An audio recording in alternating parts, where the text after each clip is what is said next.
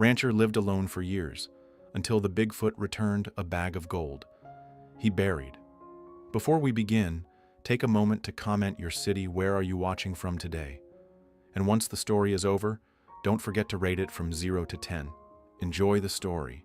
He thought he had buried it forever, until it came back.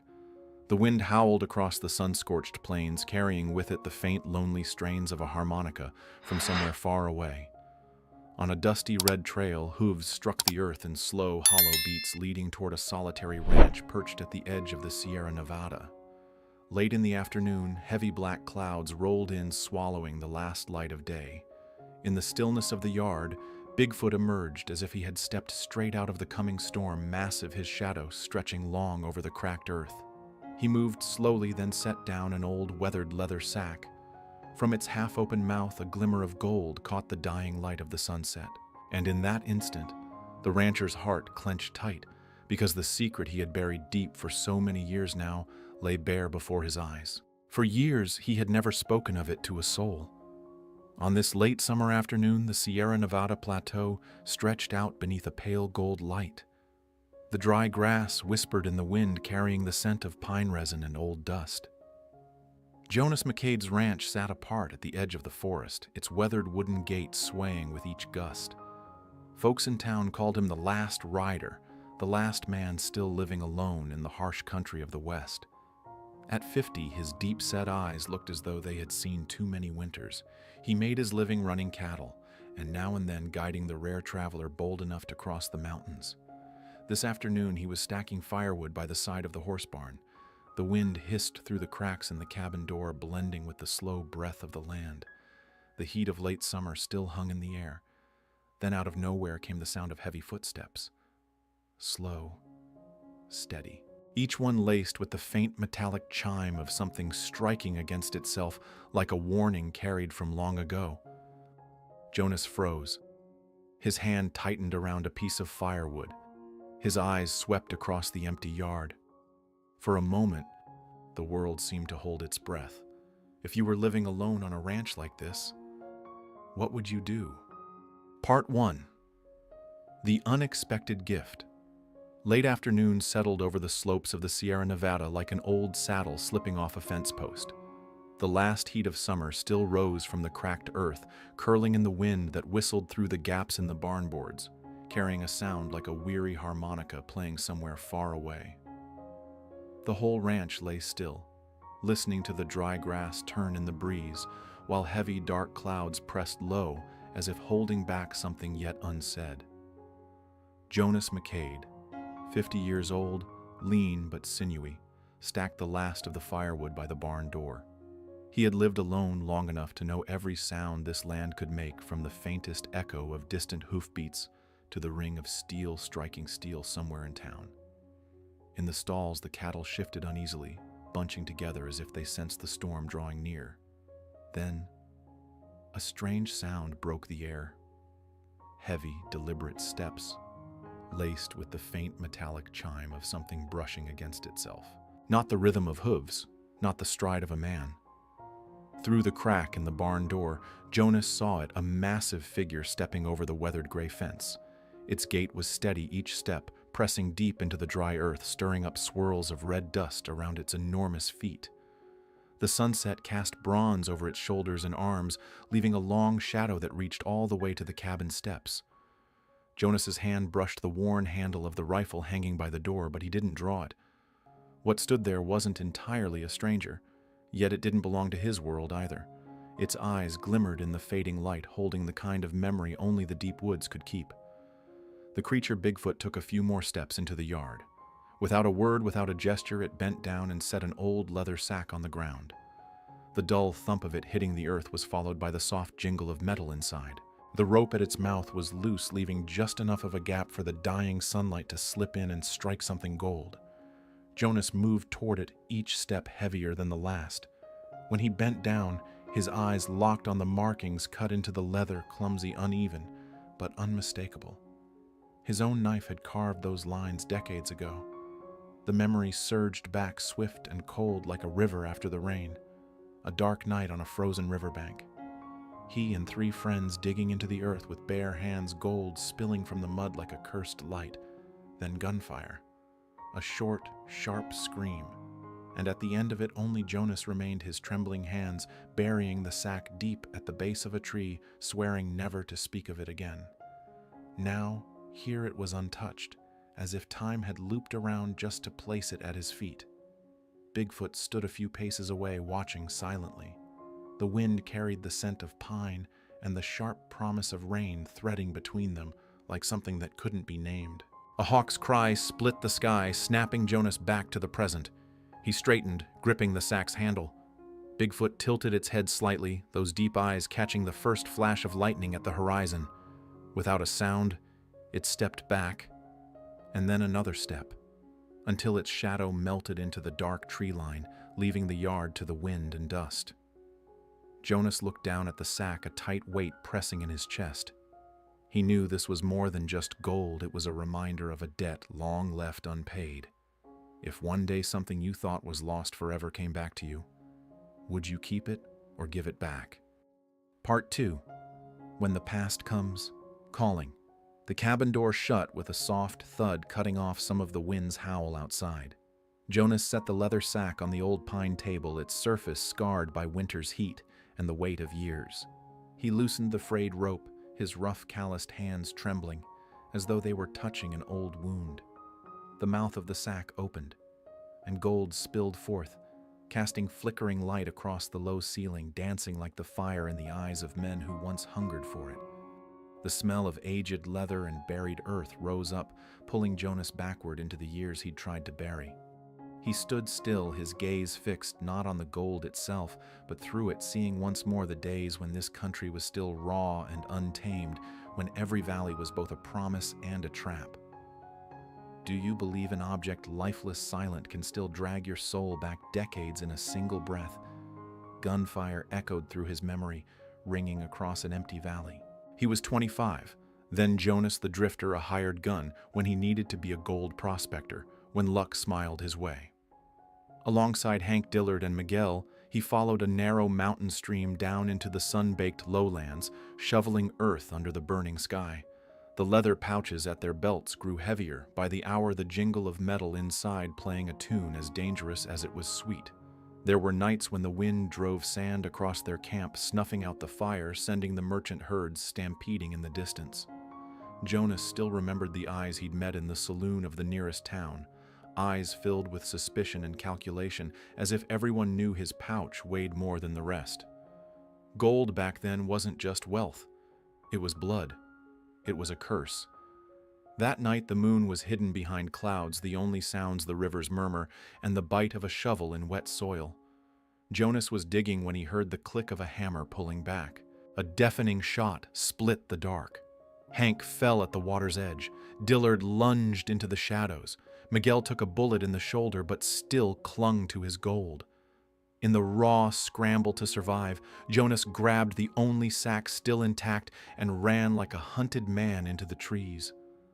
Behind him, pounding footsteps and gunfire chased his every breath, echoing off the canyon walls. He found the roots of a giant old tree, tore into the earth with his bare hands, and buried the sack as though it were a corpse. Fingernails split mud mixed with blood, but he didn't stop until it was gone beneath the black soil. After that night, he left the river behind. Left behind everything tied to the gold. He drifted west until he found a patch of hard ground on the forest's edge where he built a small cabin. Life shrank to tending cattle, mending fences, and watching storms roll across the plateau. Sometimes on long winter afternoons, the wind through the chimney would sound like the sand whipping at his tent all those years ago. The gold's gleam in his memory no longer shone. It had hardened into a scar, something he would never dig up again. He chose to live like a ghost on the high plains, far from the greedy eyes of men, and from the temptation of the past. Have you ever tried to forget something, only to realize it's the very thing that shaped you? The golden light in the cabin faded as storm clouds smothered the sunset. Jonas exhaled, pulling the rope tight around the sack's mouth again. Out there, Bigfoot had not yet left. Jonas could feel its presence through the thin walls, a weight, but not a threat like some silent sentinel standing guard. He knew this gold hadn't returned by chance. It felt like a door opening, inviting him into a story he wasn't sure he wanted to finish. If the past came to your door one day, would you open it or bar it shut? Part 3. The Gold Hunters. Arrive evening. Slid into night, the western sky swallowed whole by black clouds. The wind shifted, carrying the mingled scent of oncoming rain and parched earth. Jonas had just closed the barn door when he caught the sound hoofbeats rising from the trail. Not one horse, but several, heavy, urgent. The metallic jingle of stirrups and rifle slings rattled in between. When he reached the gate, 3 strangers sat their horses before him. The last rays of the day, lit faces weathered by wind and dust, eyes narrowed sharp as thin blades. The man in front, a bearded rider with scarred hands gripping the reins, spoke straight. "Have you seen a large creature and a sack of gold?" Jonas kept his expression calm, though his heartbeat drummed like the war beat of a hunt. The wind rose, sweeping red dust from the trail into a hazy curtain between them. The 3 dismounted boots striking the earth with a dry, hollow thud. Jonas knew those eyes had seen them in saloon corners during the gold rush, years the eyes of men willing to gamble blood for a pouch of shining metal. The bearded man jerked his chin toward the cabin. "We just want to take a look. Word is Bigfoot's been leading someone to buried gold. Its tracks come straight here." Thunder rolled far off like a warning. Jonas placed his hand on the gate latch but didn't open it. His mouth curved faintly, though his voice was low and deliberate. "Rumors kill more men than gold ever will." The air thickened heavy enough to cut. A black crow landed on the gate post and croaked rough and harsh. Inside the barn, the cattle began to push at the fence, unsettled by the tension. The second man, younger but with eyes like twin needles, let his hand slip behind his back, fingers brushing the grip of a revolver. Jonas caught the movement. He knew one wrong word could turn this yard into a killing ground. A sudden gust lashed through a wall of dust, sweeping in from the prairie, forcing all 4 men to squint against it. Jonas seized the moment, his voice cutting through the grit. "You'd best head back before dark. Out here, after the sun goes down, no one finds their way out. In a standoff where a single choice could decide life or death, would you speak to drive danger away, or stay silent and let the other man take the next step?" They held their ground, testing his resolve. The thunder was closer now, lightning cracking open the horizon, a cow bawled, setting the whole herd into a frenzy, hooves pounding like war drums. Jonas knew if he opened that gate, they wouldn't stop at searching for gold. There'd be guns, blood, and nothing left to keep the hunger of men in check. He stepped forward, eyes steady. "I haven't seen gold, and I haven't seen any creature." The wind carried the words away, but his gaze stayed like a door slammed shut. At last, the bearded man gave a short nod to his companions. They mounted up, but the glances they cast back over their shoulders made it plain this wasn't over. Rain began to fall heavy as buckshot drumming against the tin roof, washing away the hoofprints in the dirt. Jonas slid the gate bolt home and leaned against the wet, cold wood. Out through the downpour, he caught sight of a massive dark shape at the forest's edge, Bigfoot standing motionless as if keeping watch. From the prairie came the faint, distant echo of gunfire, carried on the wind, like the ghost of a time Jonas had tried to bury. He knew the storm tonight wasn't only in the sky. It was brewing in men's hearts. If you knew a storm was coming, would you run or stand and face it? Part 4. The choice to give it back. The moon climbed slowly, spilling silver light through the pines, dappling the ground like the hide of a great cat. The air after the storm was thick, steeped in the scent of wet earth and resin. Jonas walked the narrow trail toward the forest's edge, the weight of the gold sack heavy in his hand, not just from the metal, but from the years it carried. Every step pulled back the memory of the gold hunters from earlier that day, their hungry, narrowing eyes, ready hands. He knew if he kept it sooner or later, blood would be spilled. An owl called from somewhere high above its cry, carrying like a question from the darkness. Are you truly ready to let it go? At the edge of the woods lay a great boulder, its surface worn smooth and pale by centuries of wind and rain. This was the spot where he had once seen Bigfoot from afar a winter's day, 10 years past, its shape carved against the snow, unmoving like a monument to the mountains themselves. Jonas set the sack upon the stone. Moonlight washed over the aged leather, drawing out every crude mark he'd carved into it as a younger man. Once those cuts had been a claim of ownership. Now they looked more like a confession etched deep into the hide of time. From the depths of the forest came a shift in the wind, the rustle of leaves, the suggestion of approaching footsteps. Bigfoot emerged from the darkness between the pines, towering above any man Jonas had ever known. Silver threaded its fur, glinting under the moon. It stopped a few paces from the stone, its eyes lit with a pale, steady fire. They did not blink. No roar, no threat. Only silence, and the space between them filled with an understanding neither could name. Jonas stepped back, leaving the path clear. The great hand reached out and touched the sack more gently than he would have believed possible. In that moment, Jonas understood the gold had never been his. It belonged to something larger, older, wilder than anything a man could hold on to. Bigfoot lifted the sack, turned with unhurried steps, and disappeared into the trees. Its shadow melted into the canopy until only the faint sway of branches and the fall of a few leaves onto the boulder remained. Jonas stood still, his hands empty, but his chest unburdened. In the hush that followed, the truth settled in. The gold had been a weight, and now it was gone, taking with it the sleepless nights, the blood and gunfire, the suspicious eyes that had dogged him for so long. Above, a lone star streaked across the sky, a thin blade of light cutting the dark. Jonas drew a deep breath, and for the first time in years, he felt free. He turned back toward the trail leading home. In the barn, the cattle were calm, the wind whispering across the prairie, carrying with it the damp scent of the night's rain. Somewhere high in the mountains, a single gunshot echoed, not for hunting, but as a reminder that the West was never truly at peace. He knew the gold hunters might return, but now, with the gold gone, there was no reason for blood to be spilled here. He had made his choice, the kind only a man who'd lived long in the wild could understand. Sometimes keeping is losing, and giving back is the only way to keep your peace. If you were in Jonas's place tonight, would you hold on to the gold or to your freedom? Part 5. The Sign. Returned dawn. In the Sierra Nevada never came with fanfare. Light eased its way between the ridges, spilling over the dry grasslands in a warm, honey-colored wash. The early wind carried the scent of damp soil, a last remnant of last night's rain. Jonas stood on the porch of the cabin, coffee steaming in his hand, his eyes drifting over a yard still dappled with shallow rain puddles. Far off, a single gunshot cracked against the horizon, tangled in the faint drum of hoofbeats somewhere along the trail. Jonas had lived long enough in the West to know morning gunfire was never just an accident. Yet today, his heart was still. It felt as though he'd set down a burden he hadn't realized he'd been carrying all these years.